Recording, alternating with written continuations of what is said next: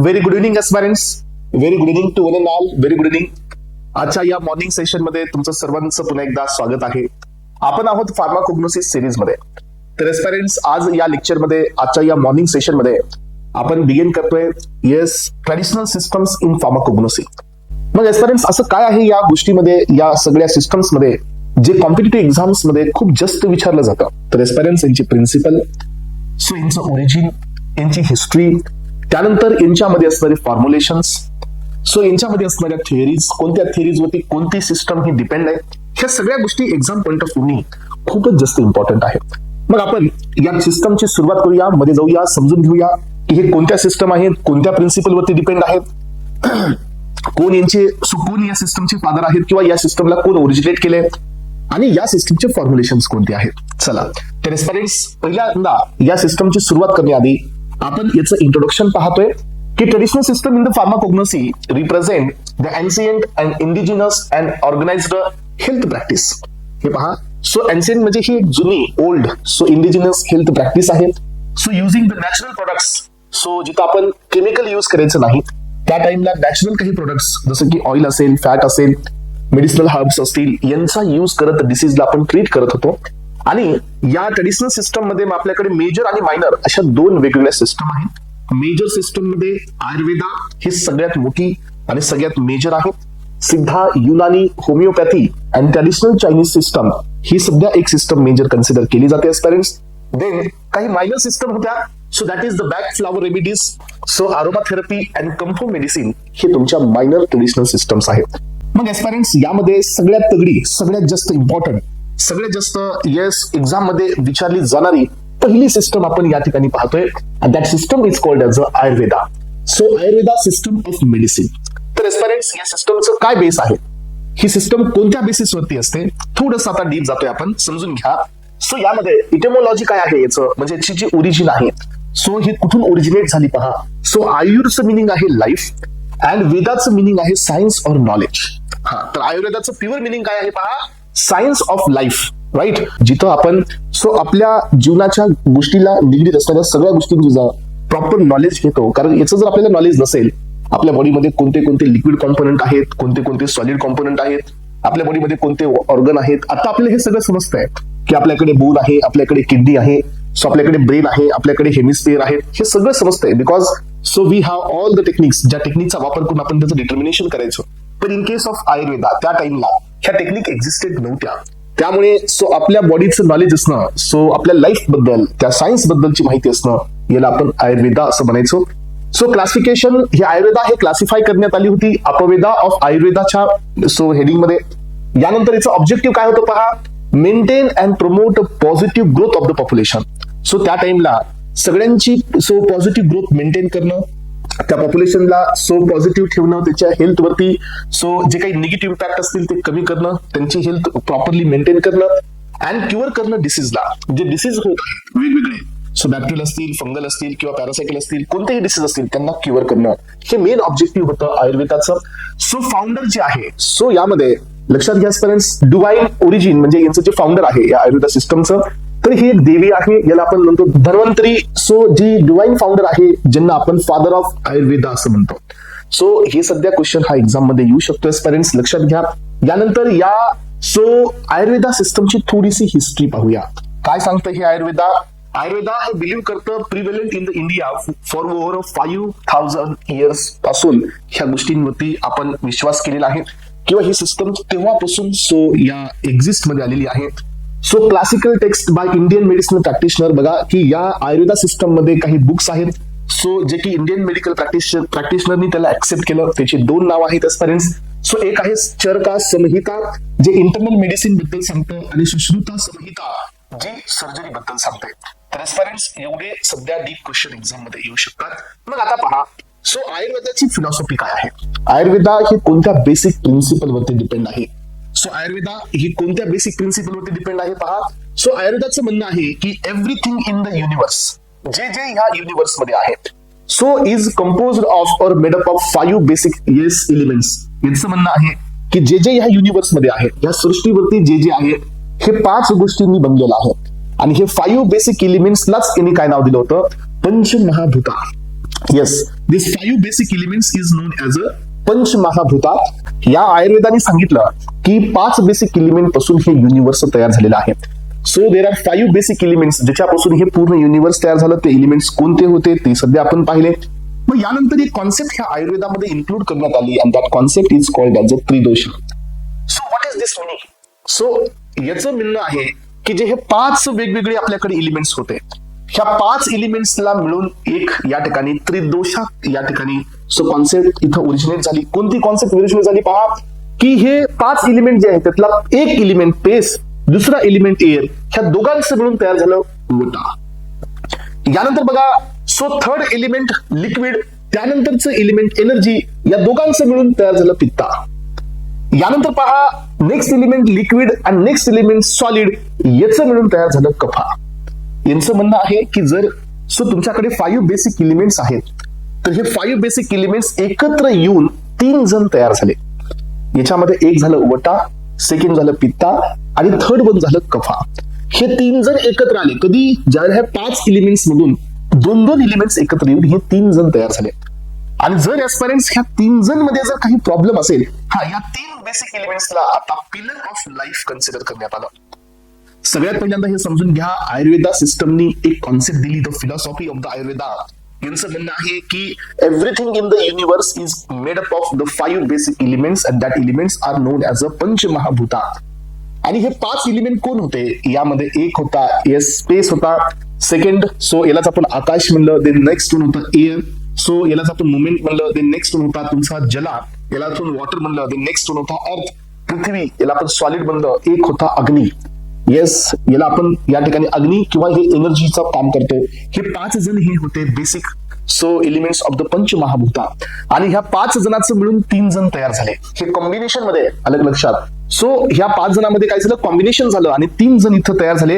एक झाला कफा ज्याच्यामध्ये लिक्विड आणि सॉलिड आहे, एक झाला पित्ता ज्याच्यामध्ये लिक्विड आणि एनर्जी आहे, सो एक झाला तुमचा वटा ज्याच्यामध्ये स्पेस आणि एअर आहे.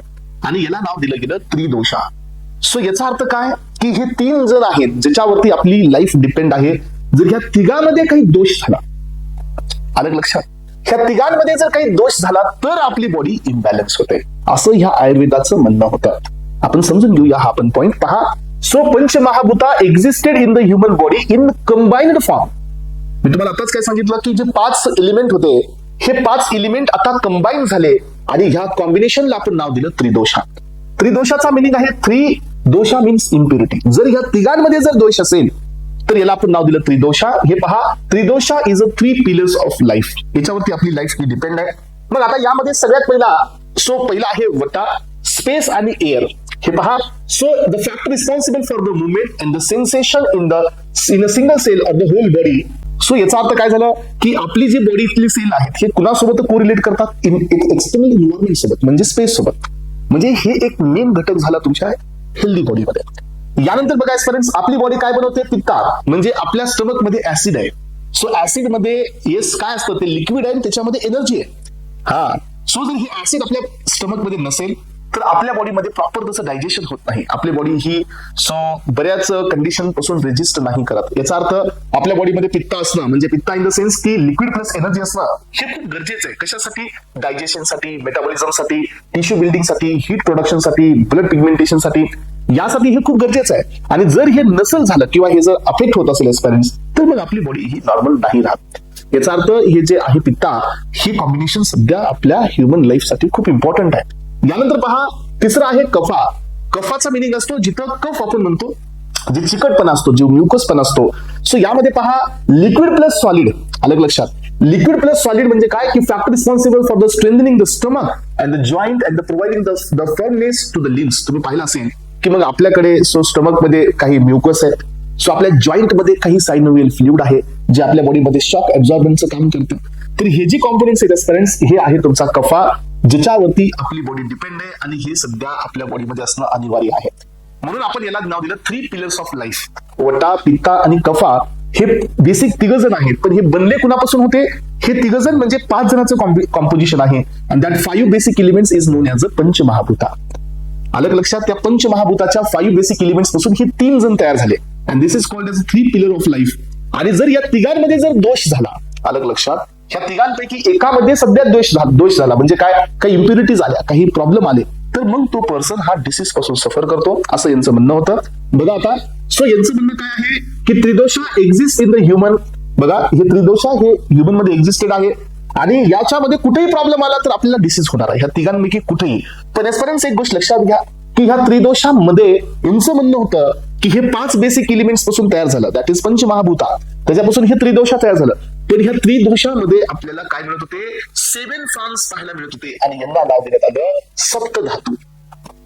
येस, मग यांचं म्हणणं होतं की 7 जण याच्यामध्ये इन्व्हॉल्व आहेत. सो आधी आपण 5 बेसिक एलिमेंट सांगितले, त्याच्यापासून आपण त्रिदोषा तयार केलं आणि यांच्यामध्ये 7 धातू तयार आहेत असं यांचं म्हणणं होतं. हे जे लिक्विड आपण सांगितले, सो जे आपण एनर्जी सांगितली, हा जो स्पेस सांगितला, हा जो एअर सांगितला, यांच्यापासून जे आपण 3 जण तयार केले होते, यांच्यामध्ये 7 वेगवेगळे फॉर्म्स आहेत आणि यांना नाव देण्यात आलं सप्तधातू. मग हे सप्तधातू कोण कोण आहेत? पहिला आहे रसा, सो ज्याला आपण लिम्फ असं म्हणतो. सेकंड आहे रक्ता, ज्याला आपण ब्लड असं म्हणतो. देन नेक्स्ट आहे मेदा, याला आपण ऍडिपोस टिश्यू म्हणतो. देन नेक्स्ट आहे मंसा, याला आपण फ्लॅशी टिश्यू असं म्हणतो. देन नेक्स्ट आहे मज्जा, ज्याला आपण नर्वस टिश्यू किंवा हे बोन मॅरो सध्या असतो. देन नेक्स्ट आहे शुक्रा, जे रिप्रोडक्टिव्ह टिश्यू असतात, जसं की एग सेल किंवा स्पर्म सेल असतील. आणि लास्ट वाला आहे अस्थि, याला आपण बोन्स असं म्हणतो. तर एस्पेरेंट्स यांचं म्हणणं काय आलं पहा की 5 बेसिक एलिमेंट्स म्हणजे पंचमहाभूता, यांच्यापासून तयार झालं त्रिदोषा आणि ह्या त्रिदोषामध्ये 7 वेगवेगळे फॉर्म्स आहेत आणि दिस इज कॉल्ड ॲज अ सप्तधातू. आणि शेवटचं स्टेटमेंट लक्षात घ्या, यांचं म्हणणं काय आहे की वेन द त्रिदोषा, हे पहा, वेन त्रिदोषा अँड सप्तधातू म्हणजे 7 धातू, सो अँड मला आर इम्बॅलन्स, जर समजा त्रिदोषा आणि सप्तधातू मध्ये जर काही इम्बॅलन्सिंग झाली एस्पेरेंट्स, सो एकामेकांसोबत, तर मग या ठिकाणी काय होणार की तो माणूस हेल्दी नसणार आहे. जर समजा सप्तधातू आणि त्रिदोषा हे जर बॅलन्स मध्ये असतील तर ती त्याची हेल्दी कंडिशन आहे. आलं लक्षात? याच्यावरून तयार झालं डायग्नोसिस, याच्यावरून होणार मग ट्रीटमेंट. काय म्हणले, 3 पिलर्स ऑफ द लाईफ आणि सप्तधातू हे जर प्रॉपरली काम करत असतील तर तो पर्सन हा हेल्दी आहे. हे जर सगळे बॅलन्स असतील तर तो पर्सन हेल्दी आहे. जर समजा याच्यातील कुठलाही एलिमेंट्स हा इम्बॅलन्स असेल तर तो पर्सन सफर करतोय डिसीज पासून. असं इथपर्यंत चाललं हे काय, सो काही त्याला पॅथॉलॉजिकल कंडिशन आहे एस्पेरेंट्स. आणि इथपर्यंत चाललं काय, चाललं इथपर्यंत चाललं सगळं फिलॉसॉफी ऑफ द आयुर्वेदा. मग इथपर्यंत ही फिलॉसॉफी संपली. अजून एक या ठिकाणी एस्पेरेंट्स कॉन्सेप्ट ही इंट्रोड्यूस झाली आणि that is panchsheel theory. So आयुर्वेदामध्ये अजून एक थेअरी आहे जी पंचशील थेअरी आहे. So this is not the panchamahabhuta, हे वेगळा कॉन्सेप्ट आहे. ही पंचशील थेअरी काय सांगते, ही पंचशील थेअरी सांगते की 5 गोष्टी करा आणि सो हेल्दी राहा. आयुर्वेदामध्ये ही जी पंचशील थेअरी आहे, यांचं म्हणणं होतं की do this 5 things and get it healthy, तुम्ही हेल्दी राहा, असं यांचं म्हणणं होतं. मग हे काय पंचशील आहेत पाहू आपण. So the panchsheel theory in the Ayurveda state that the healthy किंवा health and the longevity of the life being depend on the 5 fundamental principles. तुमची आयुष्यातली हेल्थ आणि आयुष्यातलं जे काही टाइम आहे, म्हणजे जे आयु आहे, हे 5 गोष्टीवरती डिपेंड आहे. सो मग आता कोणते 5 गोष्टी आहेत? सो पहिला आहे अहरा, किंवा याला आपण आहारा म्हणतो. आहारा म्हणजे जे फूड किंवा जे न्यूट्रिशन्स आपण घेतोय त्याच्यावरती हे डिपेंड आहे, ज्याच्यापासून तुम्हाला एनर्जी मिळते, जे तुमचे सस्टेन करतात, तुम्हाला स्ट्रेंथ देतात, quality, quantity, timing of the food, कोणत्या क्वालिटीने घेतात, किती क्वांटिटीने घेतात, कोणत्या टाइमला घेतात, that also matter. Then next आहे तुमचं निद्रा, that is sleep and rest. Rest ही सध्या तुम्हाला पाहिजे सो हेल्दी असण्यासाठी. सो ॲडिक्वेट स्लीप ही मेंटेन करते physical and the mental health, health करते regeneration, immunity and the mental balance. Then next आहे तुमचं ब्रह्मचार्य, so that is what the regulation of the sexual activity, ही सध्या गरजेची असते, ज्याच्यावरती हेल्थ ही डिपेंड असते.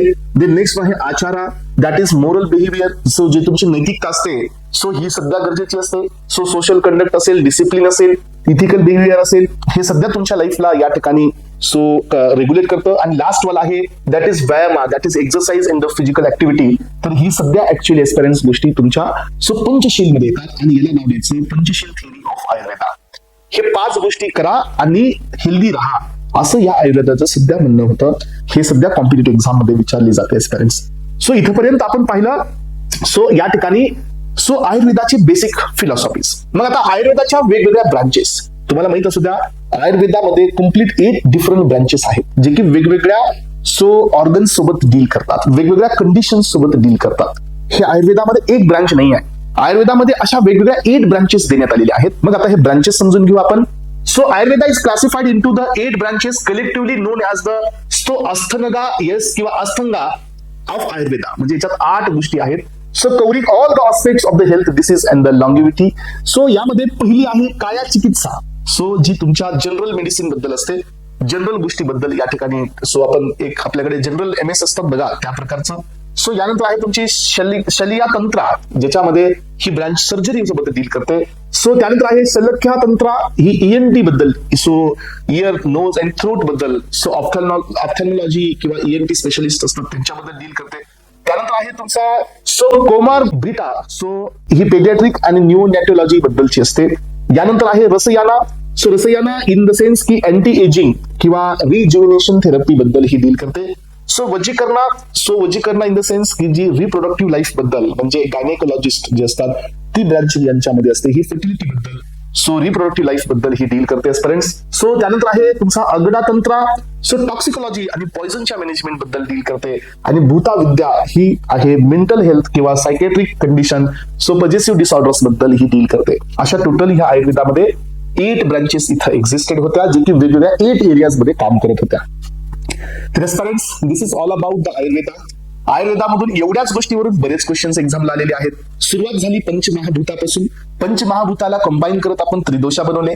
त्रिदोषामधून आपण सांगितले की हे त्रिदोष मध्ये 7 धातू आहेत, दॅट इज व्हॉट सप्तधातू. आणि हे सप्तधातू आणि त्रिदोषा यांच्यामध्ये जर काही इम्बॅलन्स झालं तर तो माणूस हा हेल्दी नाही, असं या आयुर्वेदाचं म्हणणं आहे. सो या सप्तधातूमध्ये जर बॅलन्सिंग असेल तर तो पर्सन हेल्दी आहे, असं याचं म्हणणं आहे. याच आयुर्वेदाने अजून एक थिअरी दिली, दॅट इज पंचशील थिअरी. यांचं म्हणणं आहे की डू दिस 5 थिंग्स देन तुम्ही हेल्दी असाल, असं यांचं म्हणणं आहे. यामध्ये पहिला होता आहारा, सेकंड होता सो आहारानंतर आपण काय पाहिलं होता, सो निद्रा म्हणजे तुमची नींद, म्हणजे जे झोप पाहिजे ते. यानंतर होता नेक्स्ट वाला तो म्हणजे ब्रह्मचार्य, आचार्य आणि व्यायामा. असे 5 गोष्टी होत्या पंचशील मध्ये. आणि हे पंचशील करा म्हणजे तुम्ही हेल्दी राहाल, असं यांचं म्हणणं होतं. त्यानंतर त्यांनी वेगवेगळ्या 8 ब्रांचेस दिल्या. आणि this is all about the history of Ayurveda. मग एस्पिरंट्स, आयुर्वेदाबद्दलची ही सगळी कहाणी इथं तुमची क्लिअर झालेली आहे. Now the most important thing in from the Ayurveda and that is called the Ayurvedic formulations. याच्यावरती सध्या क्वेश्चन्स आहेत, आयुर्वेदिक फॉर्म्युलेशन्स. मग आयुर्वेदिक फॉर्म्युलेशन्स मध्ये वेगवेगळे नेम्स का दिले गेले, कारण यांच्या सो जे प्रॉपर्टीज आहेत त्या फॉर्म्युलेशनच्या त्या बेसिसवरती यांना नावं देण्यात आले. सगळ्यात पहिल्यांदा होतं सॉलिड वाले. सॉलिड मध्ये पण पावडर मध्ये चूर्णा हे फर्स्ट फॉर्म्युलेशन आहे. सेकंड पर्पती हे सेकंड फॉर्म्युलेशन आहे. भस्मा हे थर्ड फॉर्म्युलेशन आहे. देन रसायना हे पण एक फॉर्म्युलेशन आहे. तर एस्पिरंट्स, यानंतरचे नेक्स्ट फॉर्म्युलेशन आहे टॅब्लेट्स मध्ये गुटिका, गुगुलू आणि वाटिका. हे आता नावं ऐकायला खूप चांगले वाटतात, पण हे एक्झाम मध्ये गेल्यानंतर जर याचं मिनिंग तुम्हाला माहित नसेल तर हे आपल्याला वाटिका, गुटिका आणि हे आपल्याला समजून जातं की हे आपली तो थोड्या वेळामध्ये जर हे आपल्याला नाही आलं तर मग आपली अडचण निर्माण करणार आहेत.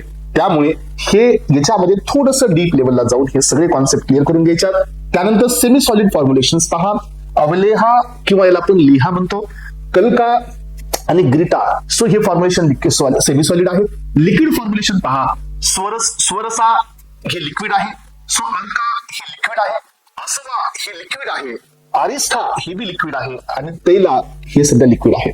तर एस्पिरंट्स, हे लिक्विड फॉर्म्युलेशन्स आहेत. बघा आता यांच्यामध्ये पण इम्पॉर्टंट बीट्स काय असतात की लिक्विड आहे पण हे fresh juice of the herb आहे.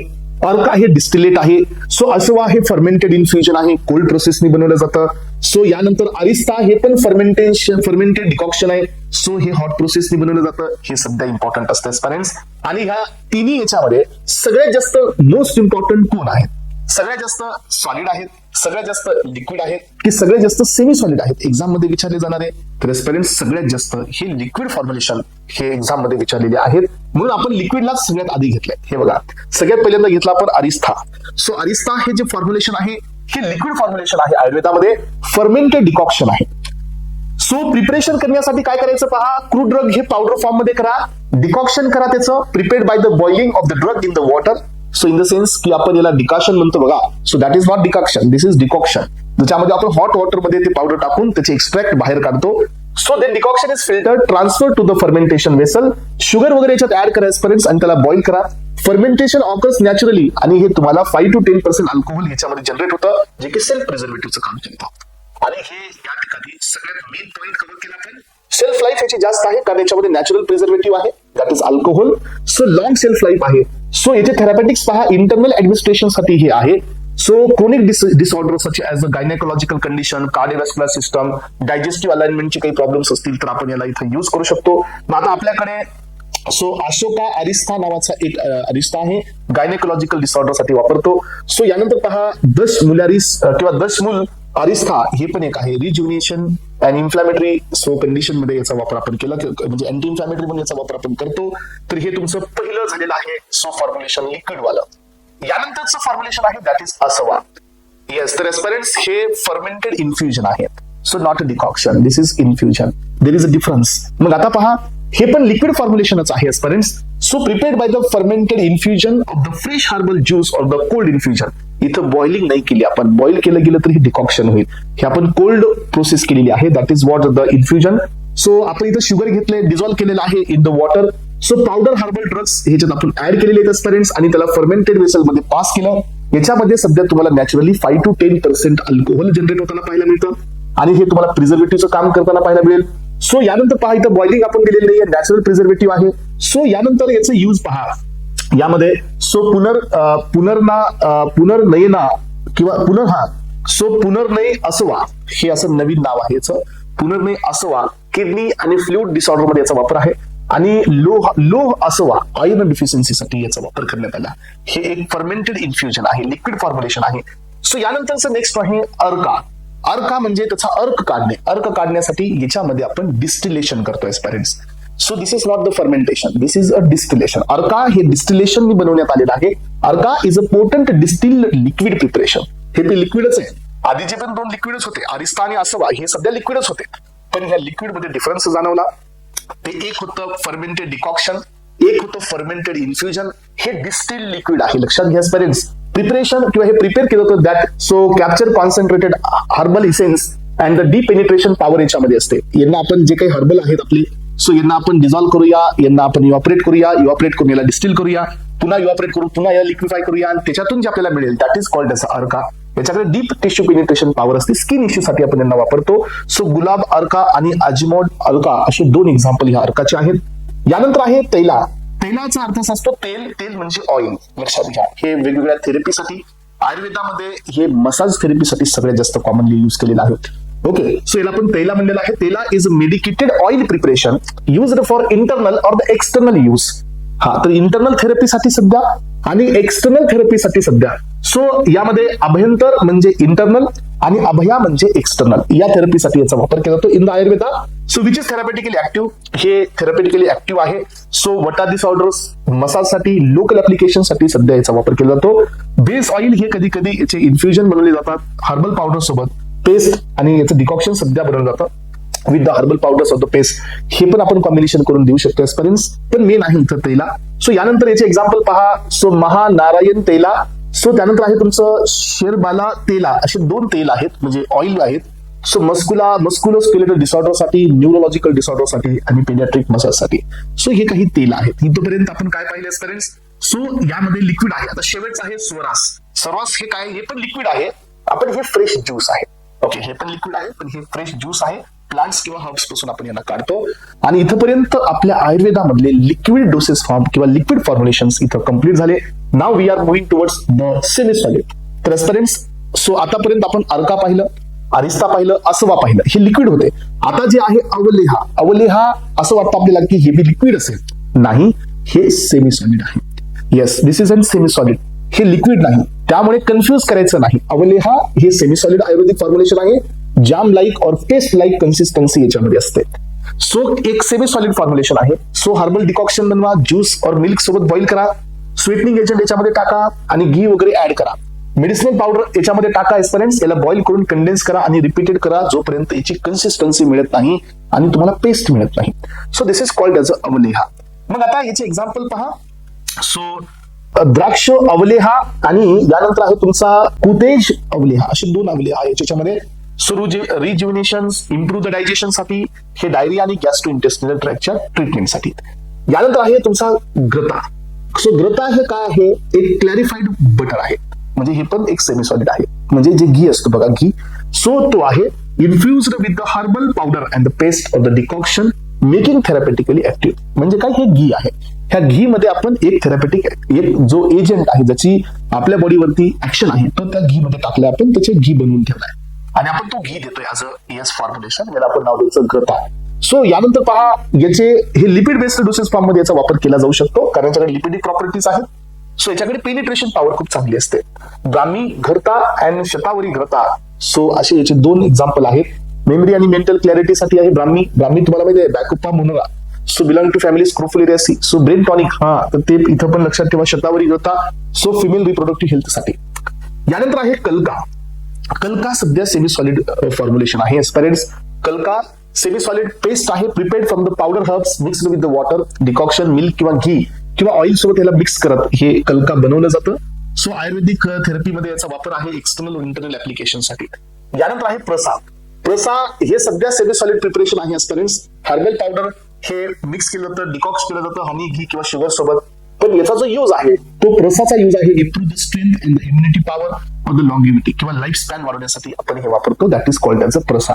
सो यानंतर पहा याचं एक्झाम्पल आहे च्यवनप्राश प्रसा, सो मलाकी प्रसा, बाला प्रसा. सो हे लहान मुलांसाठी, हे डायजेस्टिव्ह साठी आणि हे इम्युनिटीसाठी च्यवनप्राश तुम्ही ऐकला असेल हे च्यवनप्राश.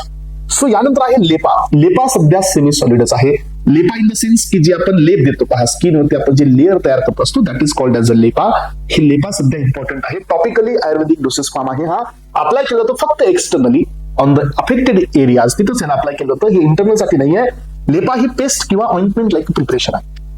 याच्यामध्ये ऍक्टिव्ह केमिकल कॉन्स्टिट्युएंट असतो.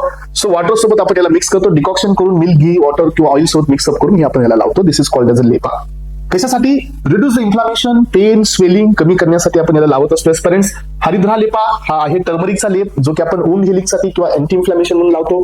सो चंदना लेपा, सो हे पित्ता डिसऑर्डर साठी आपण चंदना लेपा लावतो. सो स्किनचा जो ग्लो आहे त्याच्यासाठी सध्या हा लेपा असतो. चला तर एस्पेरेंट्स इथपर्यंत झाले तुमचे सेमी सॉलिड. आता आपण चाललोय नेक्स्ट पॉईंट कडे दॅट इज सॉलिड. तुम्हाला असं वाटत असेल की हे फॉर्म्युलेशन गरजेचे नाहीये, पण पीवायक्यूज पहा, पीवायक्यूज मध्ये हे फॉर्म्युलेशन आहेत. पण तुम्हाला पाहिजे काय फॉर्म्युलेशन मध्ये? मी तर थोडा ऍडिशनल डेटा दिलाय, पण तुम्हाला मेन काय माहित पाहिजे की हे लिक्विड आहे का सेमी सॉलिड आहे, ह्याची प्रोसेस काय आहे, हा फर्मेंटेड आहे, डिस्टिलेट आहे का कॉम्बिनेशन करण्यात आलेलं आहे का जस्ट ऍडमिक्सचर आहे, हे तुम्हाला लक्षात ठेवायचंय. एक्झाम्पल अवलेहा तुम्ही म्हणू शकत नाही की हे लिक्विड आहे, अवलेहा हे सेमी सॉलिड आहे, अर्का हे लिक्विड आहे, आसवा हे लिक्विड आहे, अरिस्ता हे लिक्विड आहे. हे तर आधीच माहित असायला पाहिजे, त्यात डाऊटच नाही. त्याच्यामध्ये जाऊन तुम्हाला लिक्विड मध्ये कोणता प्रकार आहे हे सध्या माहित असणं गरजेचं आहे. आता आपल्याला हे सॉलिड वाले बऱ्याचपैकी माहित आहे, भस्म हे आपल्याला माहित आहे. सो खूप कॉमनली आपण ऐकत असतो याला. सो भस्म हे फाईन प्युरिफाईड सो इन्सिनरेटेड म्हणजे काय? It is just like a ash form असतो हा मेटल्स, मिनरल्स और एनिमल प्रोडक्ट्सचा produced through the repeated process of shodhana है ना, कंटिन्युअसली याला आपण प्युरिफाय करत. So and the marana, so that is what, so marana म्हणजे इन्सिनरेशन म्हणजे जाळून किंवा आपण त्याचं जे ऍश राहत असतो, ऍश राहत असते त्याचा वापर करून in which metal of the minerals are converted into the ash. So with the herbal juice fruit to make them safe bio assimilable म्हणजे काय, जे असेंबल होईल आपल्या बॉडीमध्ये जाऊन. So assimilable and the therapeutically potent, तर हे असतो भस्म. सो यामध्ये स्वर्ण भस्म असतो, गोल्ड याला म्हणायचं, ताम्रा भस्म दॅट इज त्याच्यात कॉपर असेल, आणि अब्रक भस्म असतो त्याच्यामध्ये बिका असेल. तर हे 3 एक्झाम्पल याच्यामध्ये आले. हे भस्मा एक सॉलिड पावडर आहे, लक्षात घ्या. फाईनली डिवायडेड पावडर आहे, कंटिन्युअसली याला प्युरिफाय करत याचं इन्सिनरेशन करण्यात आलंय. सो आणि हे भस्मा पोटंट बी आहे थेरपेटिकली. यानंतर आहे चूर्णा. सो एस्पेरेंट चूर्णा हे काय आहे? चूर्ण आणि भस्मामध्ये काय फरक असतो? भस्मा सध्या या ठिकाणी पावडर आहे, तर चूर्ण सध्या पावडर आहे. सो चूर्ण हे आयुर्वेदिक प्रिपरेशन आहे. याच्यामध्ये आपण ड्राईंग करतो, पाउंडिंग करतो, सिविंग करतो इनटू द फाईन पावडर. म्हणजे याला आपण ड्राय करतो, याला आपण ब्रेक करतो, ग्रिंडिंग करतो, याच्यामध्ये बारीक करतो. तिथं काय होतं सांगा? तिथं आपण इन्सिनरेशन करतोय, प्युरिफाय आणि त्याला जाळून त्याचा ऍश बनवतोय. दॅट इज कॉल्ड भस्मा.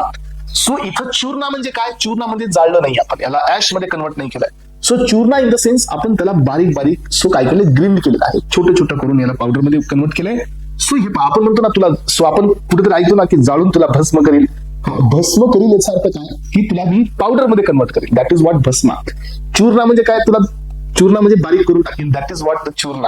अलग लक्षात. जिथं काय होतं की ड्राय करून सो या ठिकाणी सो पाउंडिंग म्हणजे याची ग्रिंडिंग वगैरे केली जाते, सिविंग करून याला फाईन पावडर केलं जातं, मेडिकेटेड असतं. सो जे की आपण ड्राईड हर्ब्स, स्पाइस, मिनरल्स और काही दुसऱ्या कॉम्पोनेंट्स पासून बनवतो.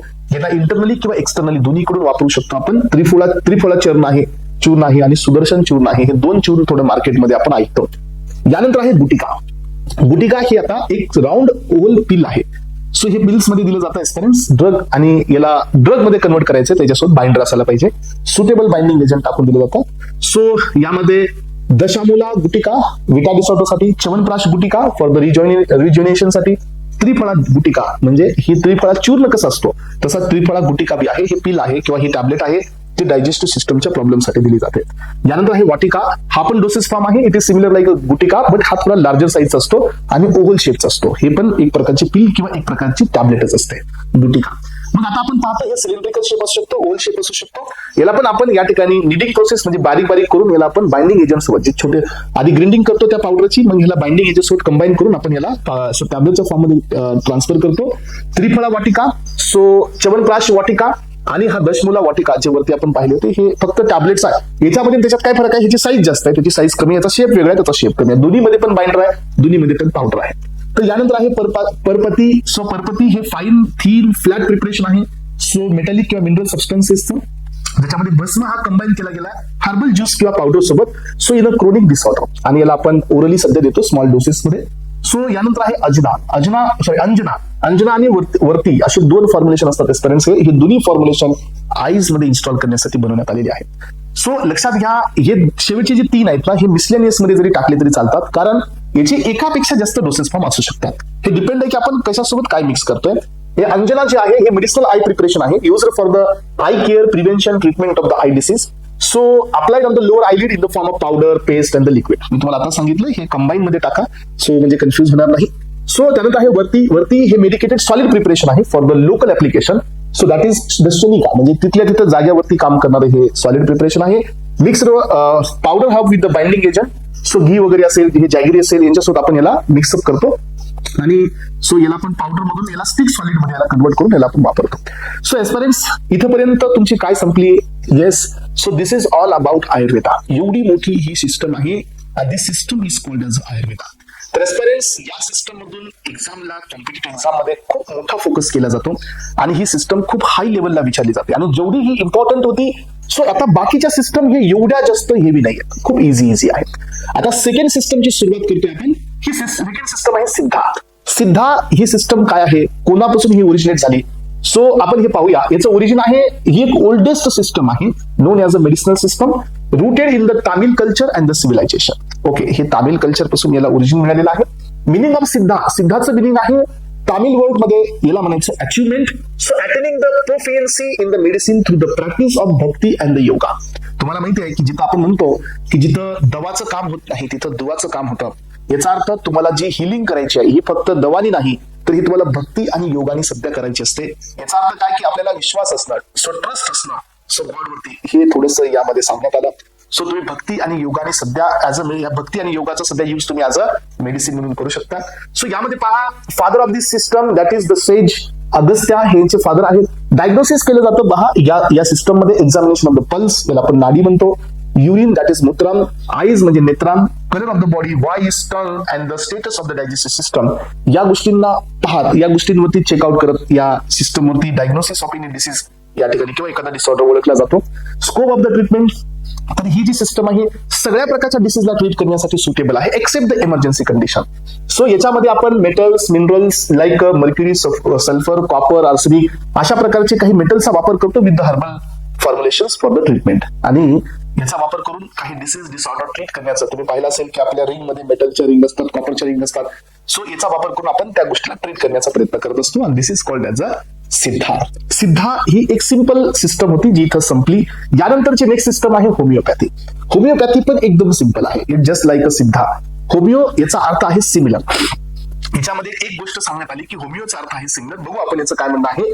सो याची जी इटोमॉलॉजी आहे दॅट इज होमिओस. होमिओस म्हणजे द लाईक, पॅथोस किंवा पॅथी म्हणजे suffering.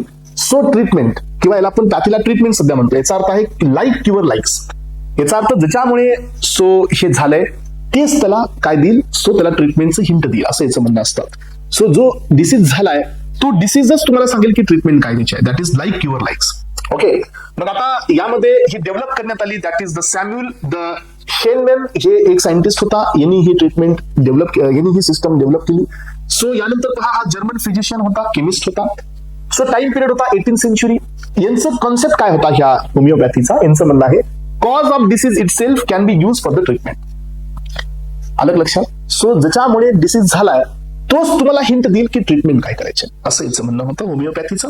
Yes, the cause of disease itself can give yes or used for the treatment itself in the sense the substance producing the similar symptoms. बघा आता तुम्हाला माहित असू द्या की जर आपल्याला ऍसिडिटी होत असेल तर आपल्याला ऍसिडिटीचे सिम्पटम्स होणार आहेत का आपल्याला दुसरे कुठले सिम्पटम्स होणार आहेत? नाही. ऍसिडिटी झाली तर ऍसिडिटीचे सिम्पटम्स होतील, मग त्या सिम्पटम्स वरून आपण ट्रीटमेंट देणार. That is like cure likes. हे होतं होमिओपॅथी. होमिओपॅथी या गोष्टीवरती डिपेंड होती. लॉ ऑफ सो यामध्ये law of similars.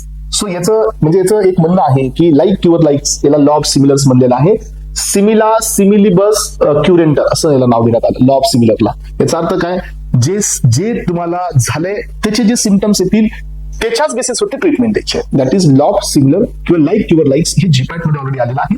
So compilation केलं आहे तुमचं the Hahnemann the documented this principle into the Organon of medicine किंवा ऑर्गन ऑन ऑफ मेडिसिन याच्यामध्ये यांनी कंपायलेशन केलं या बुकमध्ये. मग आता या तुमच्या होमिओपॅथीचे पण काही फंडामेंटल प्रिन्सिपल्स आहेत. सो होमिओपॅथी पण काही फंडामेंटल गोष्टीवरती डिपेंड आहे. जसं की पंचशील थेरी होती 5 गोष्टीवरती डिपेंड, तसं ही होमिओपॅथी सध्या या ठिकाणी जवळजवळ 6 ते 7 गोष्टीवरती डिपेंड आहे. मग आता होमिओपॅथीची ट्रीटमेंट करत असताना काय गोष्टी कन्सिडर करायला पाहिजे?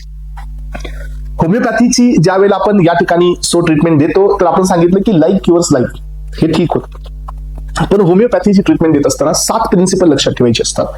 यामधील सगळ्यात पहिलं प्रिन्सिपल आहे इंडिव्हिज्युअलायझेशन. इंडिव्हिज्युअलायझेशनचा अर्थ काय असतो की 2 पेशंट हे वेगवेगळे. अलग लक्षात, 2 पेशंट जरी सेम डिसीज पासून सफर करत असतील तर दोघांना ट्रीटमेंट ही वेगवेगळी द्यायला पाहिजे. अलग लक्षात. So each patient is treated unique individual. So if two people have a same disease, तरी पण तुम्हाला दोघांना काय करायचंय, वेगवेगळी ट्रीटमेंट द्यायची, कारण दोघांची इम्युनिटी पॉवर आणि दोघांमधील बॉडीमध्ये असणाऱ्या कंडिशन्स हे काय आहेत, वेगवेगळे आहेत. यानंतर पहा प्रिन्सिपल ऑफ सिमिलर, म्हणजे आताच आपण पाहिलं की सिमिलर जे लाईक किंवा लाईक आहे हे पण याचं प्रिन्सिपल आहे. Substance that produces symptoms in the healthy person can cure similar symptoms in the six person. So six person म्हणजे काय की जे सिम्पटम्स आपण पाहतो की ज्या गोष्टी, आता मी हेल्दी आहे तर माझ्या काही सिम्पटम्स आहेत हेल्दीचे. सो एखादा इन्फेक्टेड आहे, एखादा सिक पर्सन आहे, एखादा डिसीज वाला आहे तर त्याचे काही सिम्पटम्स आहेत. मग आता माझ्याकडे जे सिम्पटम्स आहेत हे हेल्दीचे, मग मी काय करेल की त्याला माझ्यासारखे सिम्पटम्स प्रोड्यूस करण्यासाठी त्याला प्रोत्साहन दे. सो हे कर, सो ते कर, जेणेकरून काय की तो सिक पर्सन हा सिक मधून पुन्हा हेल्दीकडे जाईल. अलग लक्षात. यानंतर नेक्स्ट आहे principle of simplex. So homeopathy करत असताना तुम्हाला एक मेडिसिन एका टाइमला द्यायची आहे, पण ही प्रॅक्टिस तर आपल्याला कुठंच पाहायला मिळत नाही होमिओपॅथीमध्ये. होमिओपॅथीमध्ये तुम्ही पाहता की एका टाइमला 7-8 टॅब्लेट्स दिल्या जातात. त्यांनी सरळ सांगितलं only 1 medicine at a 1 time. So avoid the polypharmacy आणि त्याचे साईड इफेक्ट कमी करण्यासाठी. यानंतर प्रिन्सिपल ऑफ मिनिमम डोस. याचं म्हणणं आहे की जर कमीत कमी डोस मध्ये जर इफेक्ट येत असेल तर तुम्ही जास्त डोस नाही द्यायचा आहे. जर तुम्हाला इफेक्ट हा 200 mg मध्ये येतोय then why you are prescribing the 250 mg. याचं म्हणणं आहे की कमीत कमी डोस द्या, म्हणजे कमीत कमी साईड इफेक्ट होतील, सो प्रिव्हेंट होतील टॉक्सिसिटी आणि व्हायटल फोर्स हे काम करेल.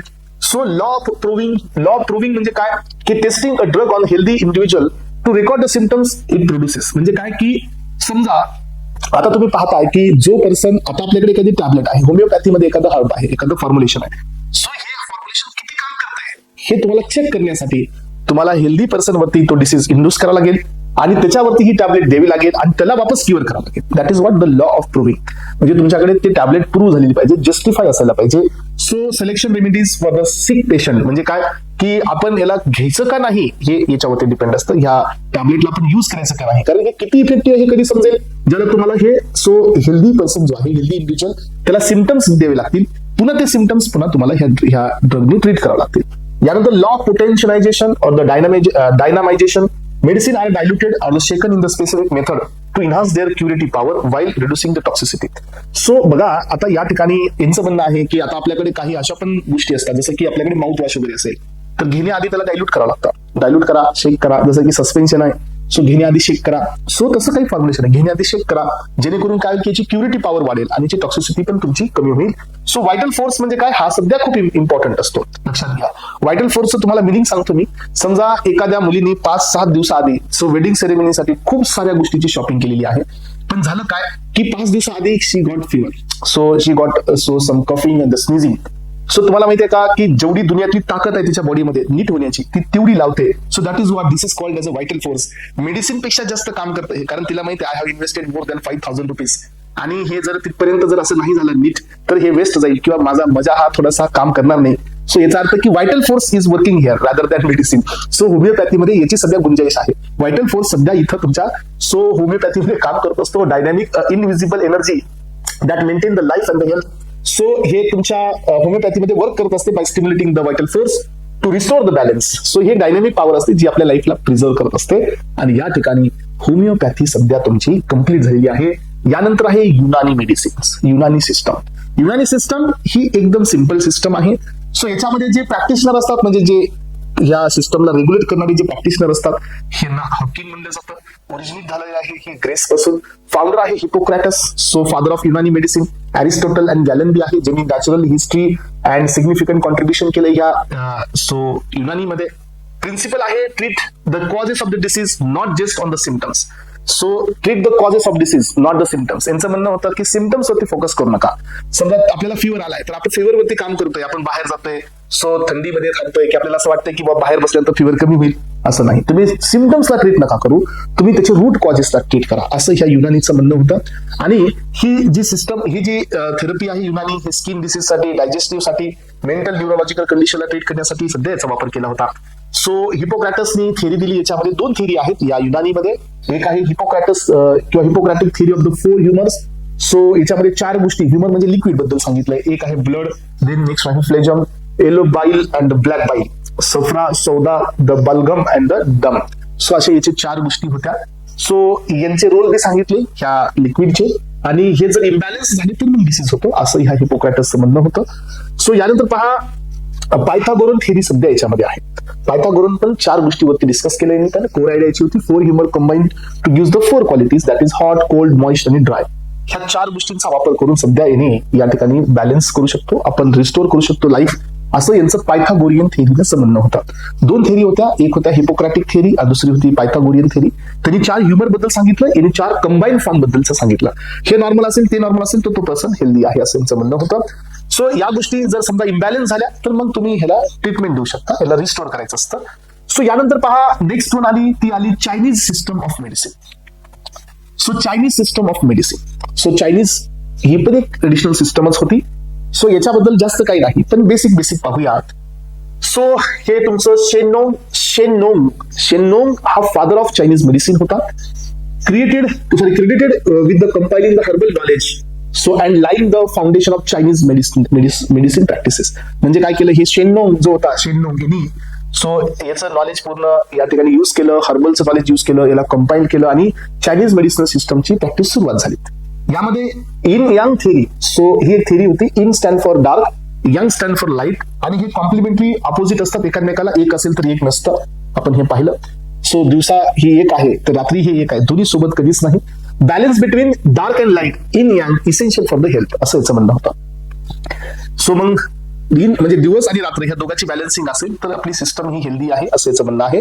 सो 5 एलिमेंट्स थेरी पण आहे दुसरी. सो हे शेंग सायकल असं याला म्हणलेलं आहे. 5 एलिमेंट्स मध्ये वूड आहे, फायर आहे, अर्थ आहे, मेटल आहे, वॉटर आहे, interconnected in the continuous cycles आणि representing the movement and the transformation of the life. यांचं म्हणणं होतं की हे 5 गोष्टी एकमेकाला इंटरकनेक्टेड आहेत. जोपर्यंत हे 5 गोष्टी अस्तित्वात आहेत आणि हे सगळ्या नॉर्मल मध्ये आहेत तर तोपर्यंत लाईफची कंटिन्युटी आहे आणि लाईफ ही ओके आहे, बॅलन्स आहे. सो ही झाली होती तुमची चायनीज थेरी. ओके, तर एस्पायरंट्स इथपर्यंत तुमच्या सगळ्या मेजर सिस्टम्स कंप्लीट झालेल्या आहेत. Now we are moving towards some minor. So this is the Bach flower remedies. आता ही काय असते, हा तर ही एक प्रकारची ट्रीटमेंटच आहे. मग आता याच्यामध्ये कोणती ट्रीटमेंट दिली जाते बघा. सो ही बॅक फ्लावर रेमेडीज मध्ये so doctor Edward back, so यांनी हे फिजिशियन, ब्रिटिश फिजिशियन होता, यांनी होमिओपॅथीवरती पण यांचा खूप जास्त कमांड होती. सो यांनी काय केलं, 38 रेमेडीज तयार केल्या. कुणापासून, फ्लावर पासून, flower of the wild plants and the brushes of the trees and the remedies वापरण्यात आल्या. So emotional and the mental स्टेटसला या ठिकाणी ट्रीट करण्यासाठी. तुम्हाला इथं समजून घ्यायचंय. सो याचा अर्थ काय की फ्लावर इन द सेन्स की इथं काही फुलांचा वापर केला गेला आणि त्यांचा वापर करून ही ट्रीटमेंट त्यांना द्यायची. त्याच्यातला जे काही आर्क आहे सो तो यांनी काढला. 38 रेमेडीज यांनी तशा तयार केल्या होत्या या थेरपीमध्ये. सो त्याचा वापर करून हे कुणाला डिप्रेशन मधून बाहेर काढणं, कुणाला त्यांच्या रागामधून, कुणाला भीतीमधून बाहेर काढणं, एन्झायटी मधून बाहेर काढण्यासाठी ही थेरपी केली जात होती. प्रिपरेशन कसं केलं बघा. सो फ्लावर हे कलेक्ट केले राईट स्टेजला, एक्स्ट्रॅक्ट केलं typical in the sunlight of the boiling in the water. मग त्याला उन्हामध्ये गरम करून त्याचं हर्ब बनवलं किंवा त्याला पाण्यामध्ये सो हिट करून त्याच्यातला अर्क बाहेर काढला आणि त्याचा वापर ह्या थेरपीसाठी केला. So this is called as a back flower therapy. So यानंतर पहा नेक्स्ट थेरपी होती अरोमा थेरपी. हा तर एस्पेरेंट्स अरोमा थेरपी सध्या तुम्ही ऐकली असेल. सो ही आता सध्या एक्झिस्टेड आहे. सो फादर ऑफ ही थेरपी कोण कॉइन केली? प्रोफेसर सो द गॅन्टल फोसी यांनी ही थेरपी या ठिकाणी कॉइन केली. अरोमा थेरपी ही therapeutic uses of essential oils extracted from the plants, so for the scented bath, so the herbal oil for the massage therapy to promote the physical and the health, mental health. So scented bath, so तुम्ही ऐकला असेल scented bath in the sense की आपल्याकडे हे चालतं बघा. So Diwali आली, so मोती स्नानाची काय सो वेळ झाली है ना. Scented bath, what is this? This is called as therapy. हे एक इंडिकेशन आहे की आपण सो याची थेरपी घ्या, प्लेझंट फील घ्या या थेरपीचा. स्किन डिसऑर्डरसाठी, मेन्स्ट्रेशन इश्यूसाठी, सर्क्युलेशन इश्यूसाठी आणि मेंटल इमोशनल हेल्थसाठी ही थेरपी केली जायची. त्यानंतर आहे कम्फो मेडिसिन. ही पण ट्रेडिशनल चायनीज मेडिसिन होती, Kampo medicine. So introduce in the Japan via Korea आणि हे 5th सेंचुरी मध्ये आली. Adapted to the Japanese, so style of simplicity and the naturalness म्हणून यांनी या ठिकाणी ह्या कम्फो थेरपीला घेतलं. सो याच्यामध्ये पण हार्ब यूज करण्यात आले, हार्ब यूज केले गेले. Practice in the Japan and focus on the diagnosis and the treatment of the herbal formulation. So हे कम्फो म्हणजे ते कराटे नाही बरं का, कम्फो मेडिसिन आहे हे. ओके, सो मेडिसिनचा वापर करत सो हर्ब्स काही बनवले आणि त्याचा वापर ह्या जपानमध्ये करण्यात आला. Hypertension, gastrointestinal inflammation, heart failure अशा वेगवेगळ्या कंडिशन मध्ये ह्या थेरपीला वापरण्यात आला. आणि aspirants, so in this way we have finished with the traditional systems from the pharmacognosy. So एवढ्या तगड्या लेवलच्या ह्या सिस्टम्स होत्या आणि ह्या सिस्टम वरती एक्झामला खूप सारे क्वेश्चन्स पण आहेत. छोट्या छोट्या गोष्टीकडे लक्ष नाही द्यायचंय. Main basic principle, main basic याचे जे फादर आणि यांचे असणारे एका दुसरे या ठिकाणी एक्झाम्पल्स, यावरती क्वेश्चन्स येतात आणि ही सिस्टम्स खूप जास्त इम्पॉर्टंट आहेत. चला, तर मी अपेक्षित करतो की ही सिस्टम तुम्हाला खूप चांगल्या क्लिअर झाल्या. कोग्नोसी मधला जनरल फार्माकोग्नोसीचा हा लास्ट लेक्चर होता एस्पायरंट्स, जिथं आपण जनरल फार्माकोग्नोसीला एंड करतोय. Now from the next lecture we will going to begin with the alkaloids. Okay, चला, thank you so much. Have a nice day.